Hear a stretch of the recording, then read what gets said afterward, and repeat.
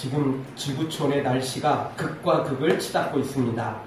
우리나라에도 폭염주의보에 열대야가 계속되고 있고 미국도 열돔 현상으로 43도까지 지금 올라가고 있답니다. 그리고 캘리포니아 지방에서는 불길이 얼마나 지금 세게 번지는지 어떻게 잡아볼 수가 없습니다. 이 중동 지역인 쿠웨이트 사막 지역에는 무려 54도까지 올라갔다는 겁니다. 정말 엄청나죠. 물론 우리나라하고는 조금 다릅니다. 우리나라는 습기가 많으니까 54도 가면 다 쓰러질 거예요. 근데 이 쿠웨이트 지방은 습기가 별로 없기 때문에 사실 54도라 해도 햇빛만 피하면 살만합니다. 햇빛에 나가면 정말 대책 없겠죠. 아무리 습기가 없어도.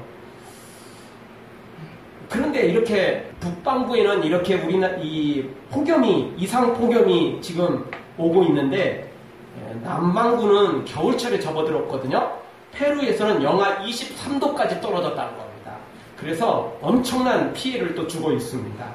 같은 지구에 살고 있음에도 불구하고 한쪽은 여름이고 또 한쪽은 겨울이라는 게 참 신기하죠.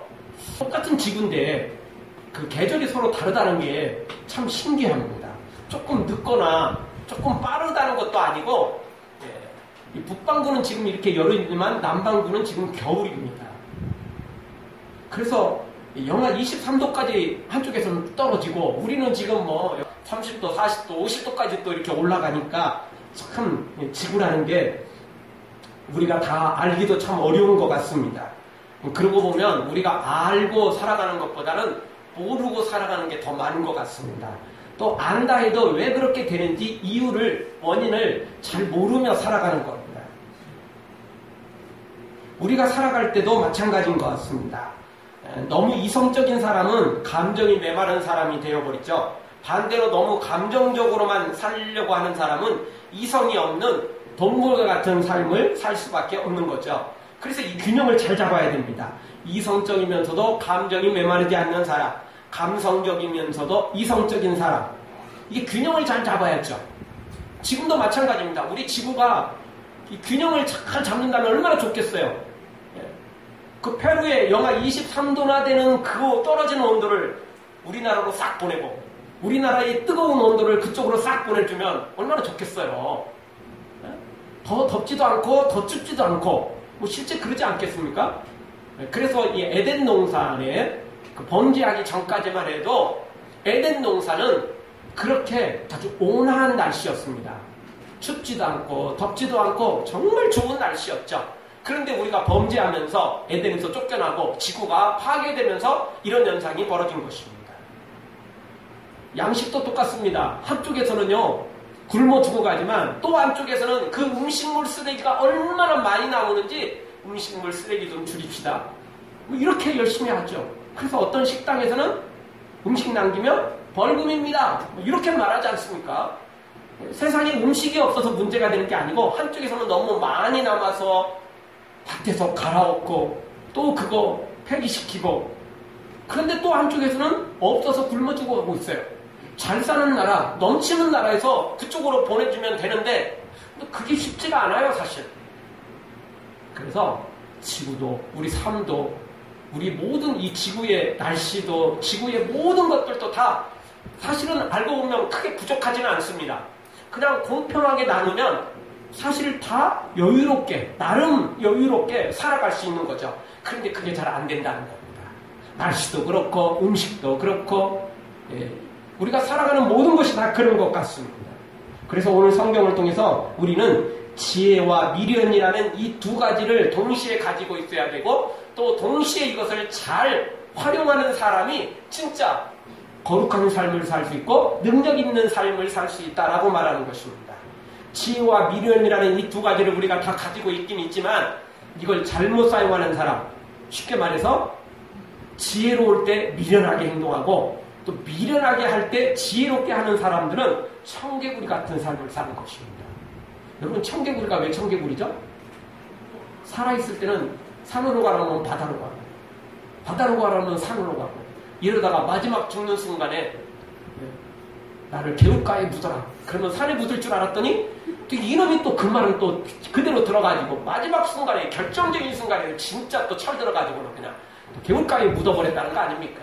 비만 오면 그렇게 묻는다는 거 아닙니까? 한낱 그냥 재밌는 이야기 같지만 거기에 인생의 지혜가 담겨져 있는 것 같아요. 사람들이 이렇게 청개구리 같은 삶을 살아요. 청개구리 신앙을 가지고 있어요.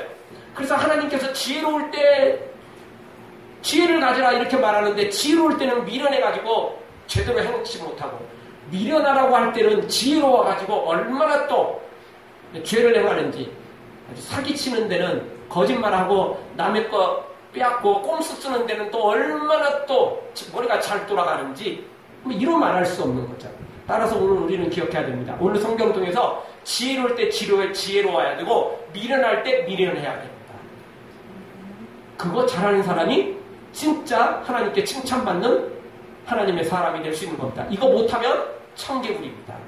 이거 못하면 청개구리 신앙입니다. 사랑하는 성도 여러분, 오늘 말씀을 통해서 거짓되고 청개구리 같은 신앙, 삶 버리고 오직 하나님께 칭찬받는 하나님의 성도들로, 하나님의 사람들로 세워지기를 주의 이름으로 축원합니다. 자, 그렇게 하려면 오늘 성경은 어떻게 우리에게 가르쳐주고 있습니까? 첫 번째 주시는 말씀은 복음을 거스려 분쟁하는 자들을 피하고 떠나야 된다는 것입니다. 교회와 복음을 거스려 분쟁하는 자들을 가려내고 그리고 그들을 떠나야 됩니다. 그들과 함께해서는 안 된다는 것입니다. 청개구리 같은 삶을 버리고 칭찬받으려면 반드시 이렇게 해야 됩니다. 국가의 안위를 생각할 때도 누가 이중첩자인지를 제대로 알아야죠. 이완용 같은 놈을 정부의 주요 요직에 앉혀놓으니까 나라를 파는 거 아니겠어요? 그런 놈은 일찌감치 내쳤어야 하는데, 일찌감치 그런 놈은 귀양을 보냈어야 하는데, 그런 놈을 국가 요직에 앉혀놓으니까 나라를 파는 거 아닙니까? 제대로 알아야죠. 어떤 놈이 이중첩자인지를 알아야 되는 겁니다. 어떤 놈이 진짜 나라를 팔아먹을 놈인지 알아야 되는 거죠. 그렇지 않으면 결정적인 순간에 모든 것을 다 망쳐버린 것입니다. 영적인 것도 똑같습니다. 교회 안에 들어와 있지만 교회 안에 모든 사람들이 다 하나님의 사람이라고 생각해서는 안 됩니다. 그 중에 이중첩자가 있어요. 그 중에 사탄의 자식들이 있다는 겁니다. 그 중에 가룟유다 같은 사람이 있다는 거예요. 그 중에 청개구리같이 반대로만 행하는 놈이 있다는 겁니다. 이걸 바로 알아야 돼요. 그래서 그런 사람들과 가까이에서는 안 돼요. 그런 사람들과 동행하면 안 돼요. 그러다가 나까지 같이 청개구리 같은 신앙 갖다가 결국 심판받기 때문에 그런 것입니다. 그래서 우리가 조심해야 됩니다. 그런데 이걸 찾아내기가 어려워요. 왜냐하면 이중첩자나 진짜나 명분은 똑같기 때문에 그렇습니다. 명분은 그럴싸하기 때문에 그렇습니다. 그래서 잘 드러나질 않아요. 여러분, 에레미야 선지자는 유다 백성들에게 하나님의 말씀을 선포했는데 어떤 것이었냐면 바벨론에 항복해라. 그리고 겸손히 하나님을 섬겨라. 이것이었습니다. 생각해 보십시오. 하나님의 말씀을 전해준다면 우리 분연히 일어나 국가를 지키자. 모두 우리 칼을 들고 창을 들고 활을 들고 다 일어나서 바벨론을 대항하자. 하나님이 우리를 도와주실 것이다. 뭐 이런 메시지를 전해야 왠지 하나님의 사랑 같고 왠지 이렇게 좋은 메시지 같지 않습니까? 그런데 에레미야는 그런 메시지를 전한 게 아니에요. 바벨론에게 항복해야 된다. 적군에게 항복해야 된다. 이런 메시지를 전해준 거예요. 이유가 뭐냐? 하나님이 우리를 심판하고 계신다. 우리가 그동안 지은 죄가 너무 커서 하나님이 이번에는 바벨론에게 우리를 맡기셨다. 그러니까 이번에는 심판을 겸손히 받아들여야 된다. 하나님의 징계를 받아들여야 된다. 바벨론에게 항복하는 게 우리가 우상을 섬기는 게 아니고 하나님의 심판을 받아들이는 것이다 라고 외쳤던 거죠. 그런데 이 이야기를 들은 왕과 수많은 신하들이, 수많은 백성들이 뭐라고 외쳤냐면, 에레미야 너는 매국노야. 에레미야 너는 진짜 선지자가 아니고 하나님의 사람이 아니고 너는 잘못된 놈이야. 너는 나라를 팔아먹는 놈이고 너는 하나님의 이름으로 하나님을 해롭게 하는 놈이야. 어떻게 하나님이 우리를 바벨론 이방 나라의 이방 사람들에게 우리가 패하도록 하시겠어? 절대 그런 일 없어. 라고 큰 소리 쳤던 거죠. 그러나 진실은 그것이 아니었죠. 반대로 거짓 선지자들은 뭐라고 외쳤냐면요. 걱정하지 마라. 걱정하지 마라. 하나님께서 우리와 함께 계신다. 그러니 바빌론은 물러가고 우리는 승리하게 될 것이다. 라고 외쳤습니다. 진짜 애국자 같죠? 진짜 희망과 소망을 주는 사람 같죠? 그러나 그것은 헛된 소망입니다. 헛된 것입니다. 결국 왕과 백성들은 에레미야를 감옥에 가두고 죽이려 하다가 결국 그 말을 듣지 않았던 거죠. 그러다가 결국 바벨론에 망하고 포로로 끌려가고 완전히 심판을 받을 수밖에 없었던 것입니다. 지금도 마찬가지입니다. 교회에 어떤 문제가 발생했을 때 분쟁을 조장하는 세력이 누군지 그리고 진짜 교회를 위하는 사람이 누군지 헷갈린다는 것입니다. 모두가 다 괜찮아. 모두가 다 좋을 거야. 하나님은 우리를 지켜주실 거야. 여러분 이렇게 말한다고 그게 믿음의 말이라고 생각해서는 안 됩니다. 여러분 우리가 지금 상처가 났어요. 그런데 가벼운 상처가 아니에요. 그냥 빨간 약 하나 바르고 밴드 하나 붙이면 나을 수 있는 거 이런 상처가 아니라면 어떻게 해야죠?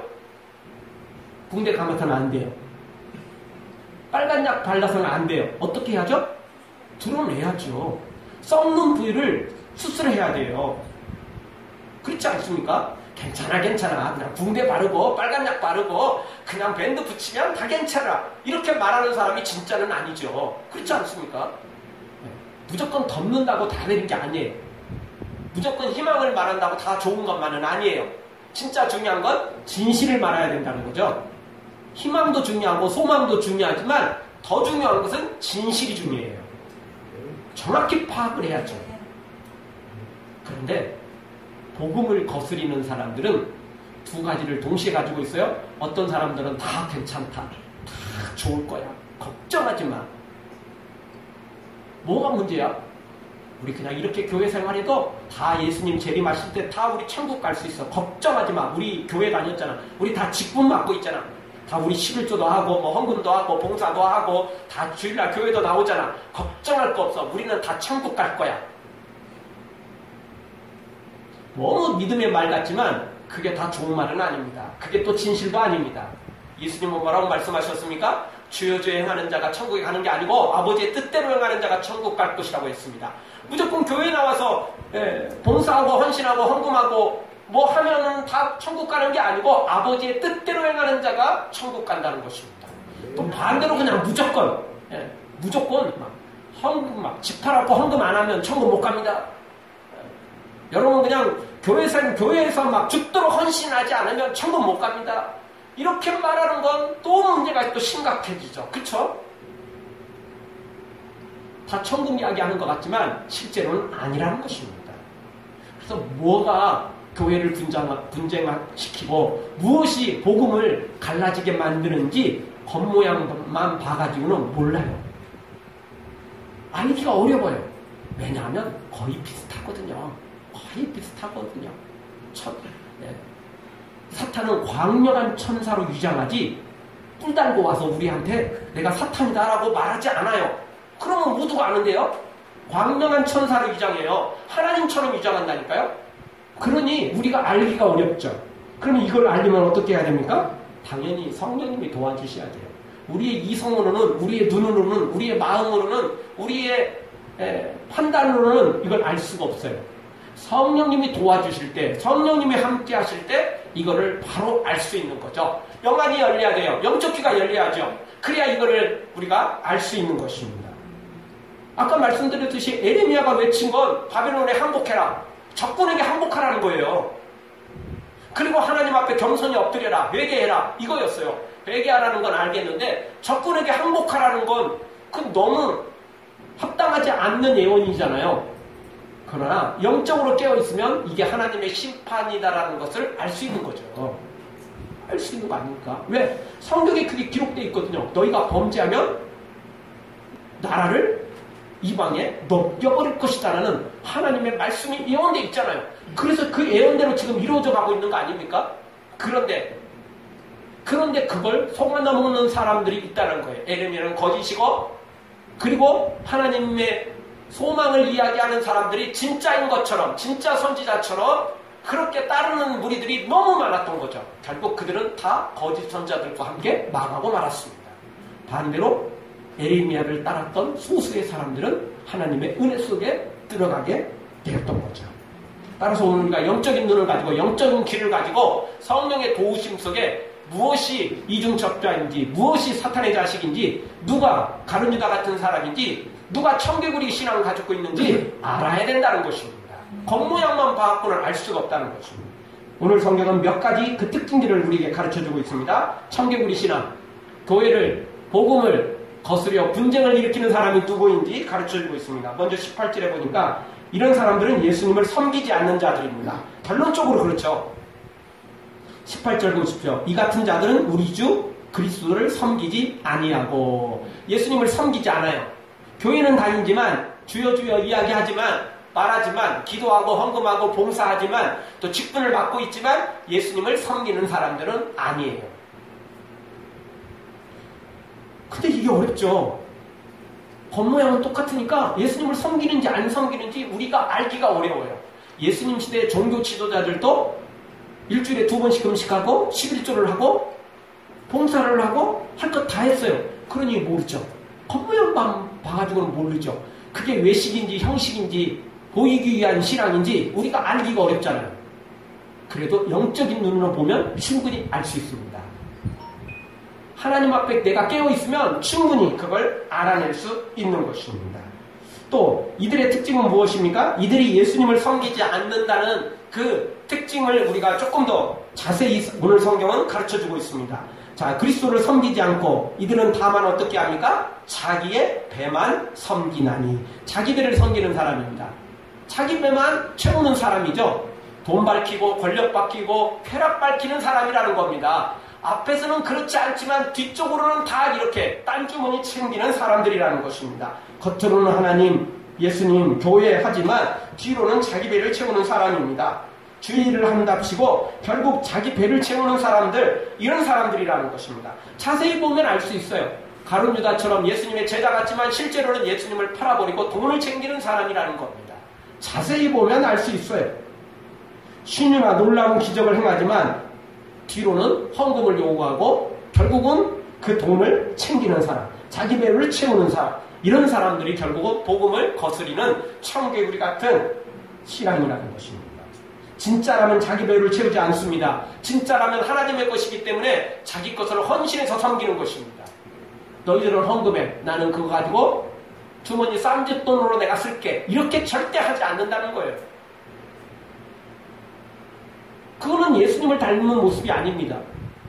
여러분, 예수님께서 많은 병자들을 일으키고 죽은 자를 살리고 기적을 행하셨기 때문에 그 병을 낫거나 또 기적을 체험하는 사람들이 예수님께 헌금을 하는 사람들이 여러 명 있었어요.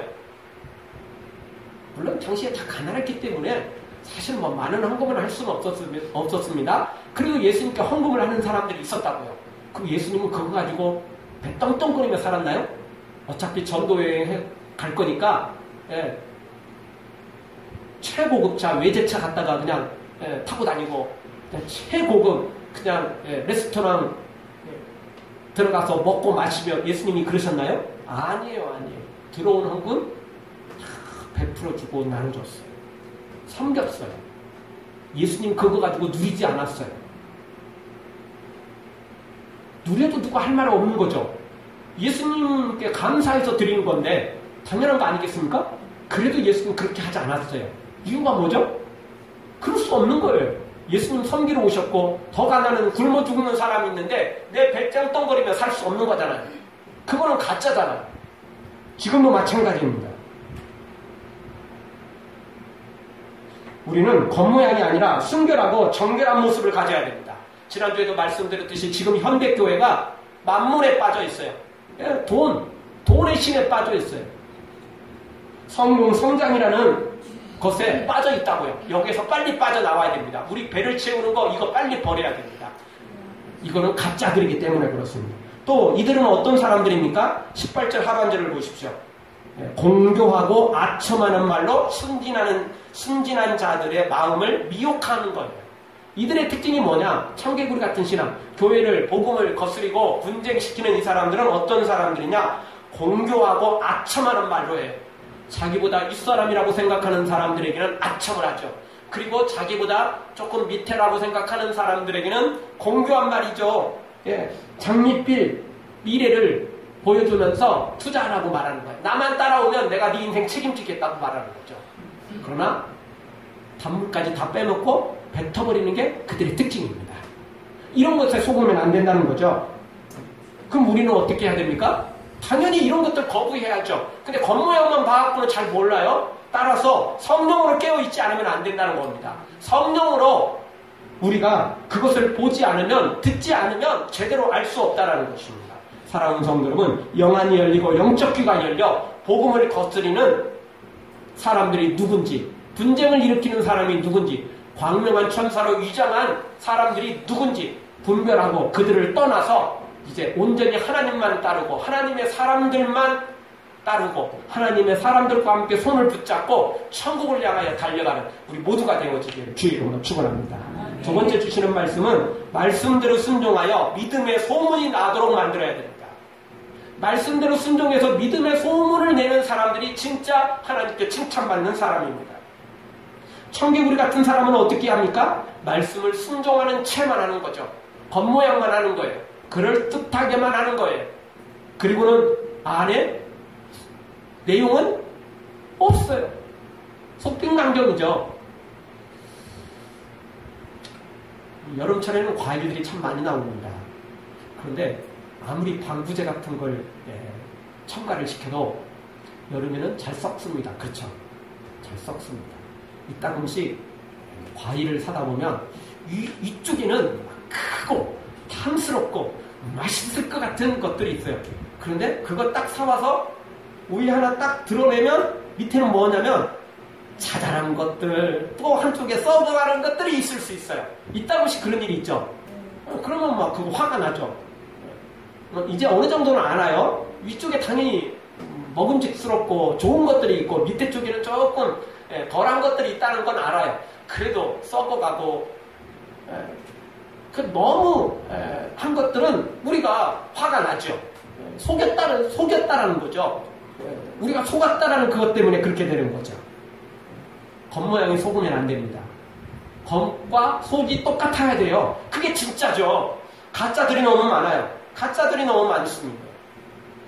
여러분, 향기는 아무리 감추고 싶어도 자동으로 주변을 아름다운 향기로 가득 채우게 됩니다. 반대로 악취나는 것은 아무리 감추고 싶어도 그 독한 냄새가, 역겨운 냄새가 퍼지게 돼 있어요. 믿음의 사람은, 하나님께 순종하는 사람은 약한 것 같아도 결국은 향기를 발하게 돼 있어요. 그러나 반대로 사탄의 사람은, 청개구리 같은 사람은 향기를 발하는 것 같지만 결국은 역한, 악한 냄새를 풍기게 돼 있어요. 여러분, 향수 뿌려놓고 땀 잔뜩 흘리거나 또는 땀을 잔뜩 흘려놓고 그 위에 향수를 뿌려놓으면 어떤 냄새 나는지 아세요? 땀 냄새보다요 더 심해요. 차라리 땀 냄새는 차라리 나아요. 근데요, 땀 흘린 데다가 향수를 뿌려놓으면요 진짜 못 맡아줄 냄새예요. 정말 그거는 맡을 수가 없어요. 결국 사탄의 사람들은, 청개구리 같은 신앙을 가진 사람들은 결국 그런 냄새를 풍기게 돼 있어요. 왜냐면 겉모양은 다 향기 같잖아요. 그럴듯하잖아요. 그런데 알고 보면 아니에요. 아니에요. 그 속은 문드러졌잖아요. 속은 지금 썩어가고 있잖아요. 아무리 무덤을 화려하게 만들어도 그 안에 썩는 시체가 있다면 겉모양은 화려 해도 결국은 가까이 가보면 썩은 냄새가 나는 거 아닙니까? 100m 떨어져서 보면 괜찮은 사람 같지만 가까이 다가가서 보면 도저히 함께 할 수 없는 사람들이 있어요. 중요한 건 멀리서 보고 혹하면 안 돼요. 미혹당하면 안 돼요. 그런 아첨하는 말에 속으면 안 돼요. 가까이 봐야죠. 눈여겨봐야죠. 그래서 진짜인지 가짜인지를 알아야 된다는 것입니다. 그래서 오늘 19절 말씀을 보십시오. 우리 한 목소리 한번 다 같이 읽겠습니다. 너희 순종함이 모든 사람에게 들리는지라. 그러므로 내가 너희를 인하여 기뻐하노니 너희가 선한 데 지혜롭고 악한 데 미련하기를 원하노라. 아멘. 상반절 말씀 다시 보십시오. 너희 순종함이 모든 사람에게 들리는지라. 아름다운 향기를 드러냈어요. 그리스도의 향기를 드러낸 거죠. 우리가 이런 향기를 드러내야 된다는 것입니다. 마태복음 5장 16절 이같이 너희 빛을 사람 앞에 비추게 하여 너희로 착한 행실을 보고 하늘에 계신 너희 아버지께 영광을 돌리게 하라는 겁니다. 우리의 착한 행실을 통해서 사람들에게 영광을 돌리도록 하나님께 영광을 돌리도록 만들어라는 겁니다. 이렇게 하려면 어떻게 해야 된다고요? 우리의 착한 행실을 보일 수밖에 없는 겁니다. 우리의 선한 행실을 보일 때 이런 향기가 바라게 돼 있다는 겁니다. 내가 거룩하게 살지 못하면 이 향기는 나타나지 않는 것입니다. 우리는 세상의 빛과 소금입니다. 그 빛을 세상에 드러내야만 된다는 것입니다. 고린도후서 2장 15절에도 우리는 구원 얻는 자들에게나 망하는 자들에게나 하나님 앞에서 그리스도의 향기다라고 소개해주고 있습니다. 믿는 사람이든 믿지 않는 사람이든 우리는 다 그리스도의 향기라는 것입니다. 그 향기를 바라야 됩니다. 악취 바라면 안 돼요. 향기를 바라야 됩니다. 내 마음이, 내 영혼이 더러우면 악취가 날 수밖에 없어요. 그럴듯하지만, 말은 그럴듯하고 행동도 그럴듯하지만 결국은 악취가 나게 돼 있어요. 그러나 내 마음에 그리스도로 채우면, 예수님으로 채우면 향기가 나게 돼 있다는 것입니다. 너는 그리스도의 향기라, 너는 그리스도의 편지라, 하나님 앞에서 그리스도의 향기니 너를 통해 생명이 흘러가리, 너를 통해 생명이 흘러가리. 예수님을 모시면 우리에게서 생명이 흘러가게 되어 있습니다. 사랑이 흘러가게 되어 있습니다. 우리에게서 놀라운 향기가 퍼져가게 되어 있습니다. 그러나 그럴듯한 모습만 가지고 있다면 결국 사탄의 악취가, 지옥의 저주가 우리를 통해서 흘러가게 되겠죠. 다시 한번 우리에게 예수님을 가득 채우고 그리고 그 예수님의 향기를 바라는, 예수님의 모습을 본받고 따라가고 배워서 예수님의 향기를 바라는 우리가 되어야 된다는 것입니다. 그래서 오늘 로마서 교회 성도들은 그들이 순종했기 때문에 모든 사람에게 선한 영향력을 끼쳤고 그리스도의 향기를 바랬다는 것입니다. 순종하지 않으면 안 돼요. 그럴듯한 거 모방만 해가지고는 절대 향기를 바랄 수 없다는 것입니다. 모방이 아니라 순종해야 됩니다. 마음을 다해, 목숨을 다해, 성품을 다해 주님을 사랑하고 섬길 때, 순종할 때 이 향기가 나타난다는 것입니다. 겉모양만 그럴듯하는 것은 절대 이 향기를 바랄 수 없는 것입니다. 이 순종하지 않으면 우리는 예수님 당시에 종교 지도자들처럼 천국 문 앞에 딱 서가지고 나도 못 들어가고 남들도 못 들어가게 하는 가장 큰 심판받을 자 속에 들어가고 마는 것입니다. 오늘 우리 모두 다 주의 말씀대로 순종해서 주님을 모시고 그리고 주님을 그대로 본받고 배우고 따라가서 순종해서 그리스도의 향기를 바라는 믿음의 좋은 소문을 내는 하나님의 사람들로 세워지기를 주의 이름으로 축원합니다. 마지막 세 번째로 우리가 청개구리 같은 신앙 갖지 않고 하나님께 칭찬받으려면 어떻게 해야 됩니까? 19절 하반절 말씀처럼 선한 데 지혜롭고 악한 데는 미련해야 된다는 것입니다. 선한 데만 지혜로워야 돼요. 악한 데는 미련해야 됩니다.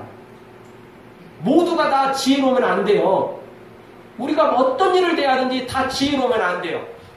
다 머리가 잘 돌아가면 안 된다는 것입니다. 요즘 사람들은 TV를 많이 보기 때문에 TV에서 뭘 배우냐면 좋은 것도 배우지만 나쁜 것도 배운대요. TV에 너무 잘 설명해요. 여름 휴가철에는 집이 비어있는 증거 중에 신문이 쌓여있거나 우유가 있거나 불이 안 켜지니까 저건 빈집이다, 저런 집은 털어보태, 이런 걸 너무 잘 가르쳐줘요. 예, 도둑놈들이 그런 집 골라갖고 털었대요 라고 방송에 나오니까 좋은 걸 배우는 게 아니라 나쁜 걸 배우는 거예요. 그런 데는 미련하는 게 좋아요. 그렇죠? 내가 휴가 갈 때 그거는 이제 써먹을 때는 써먹어야죠. 우리 휴가 갈 때 신문 전화해서 못 들어오게 만들고 우유 혹시 못 들어오게 만들고 불은 하나라도 이렇게 하나 정도 이렇게 켜놓고 가거나 TV나 이런 거 시간 맞춰놔가지고 그냥 자동으로 켜지도록 만들고 또 꺼지도록 만들고 뭐 이런 것들을 이렇게 해놓고 가잖아요. 요즘에는요. 그런 건 지혜로워야죠. 그런데 남의 집 털러 가는데 그런데 지혜로우면 어떻게 되죠? 큰일 나는 거죠. 그럴 때는 밀어내야 돼요. 그런 데는 밀어내야죠. 들어도 잊어버려야 돼요. 빨리. 들어도 그런 것들은 기억에서 사라져야 돼요. 우리 집을 지키는 데는 사용해야 되지만 남의 집 털러 가는 데는 그런 걸 사용해서는 안 되죠. 그래서 오늘 성경에는 지혜로울 때 지혜로워야 되고 미련할 때는 미련하라고 말하는 거예요. 여러분 이 말씀은 로마서 6장 11절 말씀처럼 이와 같이 너희도 너희 자신을 죄에 대해서는 죽은 자요 그리스도 안에서 하나님에 대하여는 산 자로 여길지어다라는 말씀과 동일선상의 말씀이에요. 하나님께 대해서는 살아있고 사탄에 대해서는 죄에 대해서는 우리가 죽어 있어야 된대요. 죄에 대해서 반응하지 말라는 이야기죠. 하나님에 대해서만 반응하고 하나님에 대해서만 살아있어야 된다는 거죠.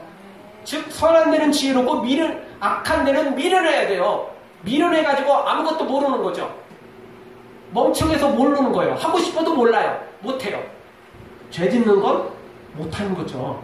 나쁜 일에는 못하는 거예요. 너무 미련해가지고 너무 멍청해가지고 우리가 그래야 된다는 겁니다. 대신 선한 데는 거룩한 일에는 지혜로워야 돼요. 그 일에 최선을 다해야죠. 헌신해야죠. 충성해야죠. 우리가 잘 아는 이야기가 있습니다. 이 아라비아 사람이 추운 날 밤 천막 속에 혼자 앉아 있었습니다. 이때 약대가 천막 속에 머리를 들이밀면서 미안하지만 머리만 이 속에 넣게 해주세요. 부탁을 했답니다. 주인이 어차피 약대의 도움을 받아야 되니까 머리 정도는 괜찮다 싶어서 허락을 해줬죠. 조금 있다가 이 약대가 어떻게 하죠? 앞다리 집어넣으면서 미안합니다. 다리가 아파서요. 좀 봐주세요. 그것도 또 그럴 것 같아서 또 허용을 해줬다는 거 아닙니까? 근데 조금 있다가 또 들어오니까 이 약대가 천막 속에 쑥 들어오면서 천막을 들치고 있으니까 찬바람이 들어와서 안 되겠네요. 결국은 약대가 들어오고 주인은 쫓겨나고 밀려나버리고 말았다는 거 아닙니까?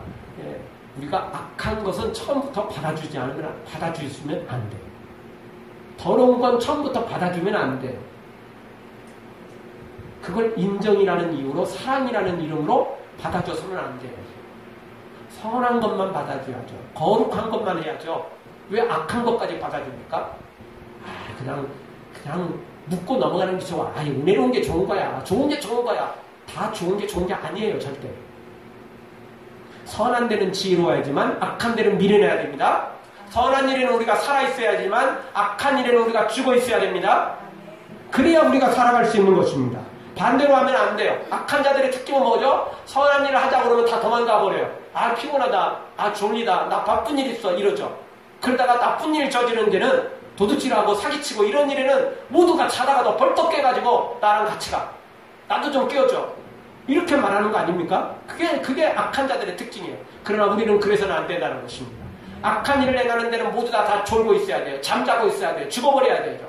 대신 선한 일을 행하는 일에는, 거룩한 일을 행하는 데는 자다가도 벌떡 일어나야 되죠. 졸다가도 벌떡 일어나야 돼요. 그리고 헌신해야죠. 충성해야죠. 그럴 때 우리가 살아갈 수 있는 것입니다. 그게 선한 데 지혜로운 사람입니다.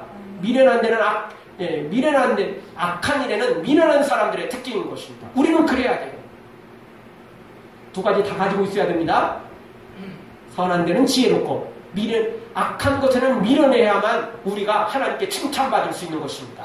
모두가 다 지혜로우면 안 돼요. 선한 일도 열심히 하지만 꼼수 쓰고 악한 일에도 지혜로우면 안 돼요.